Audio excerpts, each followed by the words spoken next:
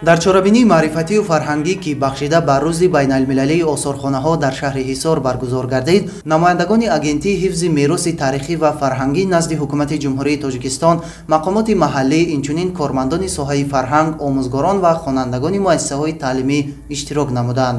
аҳли ҷамъомадагон бо ёдгориҳои нодири таърихиву фарҳангии минтақаи ҳисор ки бозгӯи таъриху тамаддуни ғании миллати тоҷик мебошанд, дидан карданд.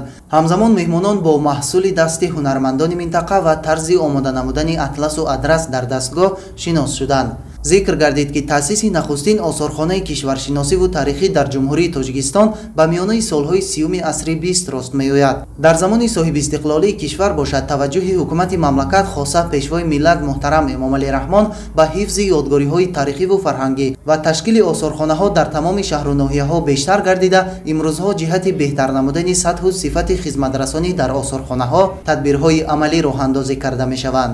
ҳамарӯза аз осорхонаҳои мамлакат аз ҷумла мамнӯъгоҳи таърихиву фарҳангии шаҳри ҳисор ҳазорон сайёҳони дохиливу хориҷӣ дида намуда бо маданияти кӯҳани халқи тоҷик ошноӣ пайдо мекунанд.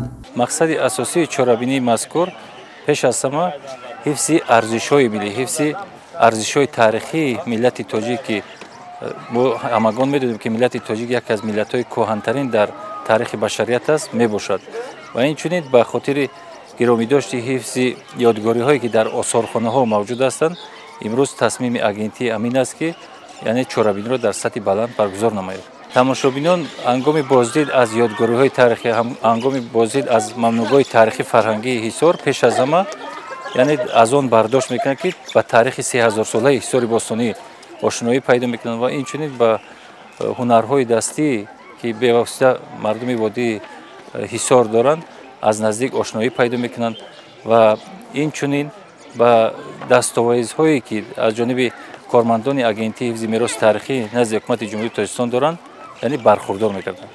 дар идомаи чорабинии тантанавӣ як қатор хонандагони муассисаҳои таҳсилоти миёнаи умумӣ ва намояндагони соҳаи фарҳанг бо тӯҳфаҳо ва сипосномаҳои агентии ҳифзи мероси таърихӣ ва фарҳангӣ назди ҳукумати ҷумҳурии Тоҷикистон сарфароз гардонида шуданд. дар интиҳои чорабинӣ ҳунармандони шӯъбаи фарҳанги шаҳри ҳисор барномаи рангини омода намудаашонро пешниҳоди иштирокдорон карданд.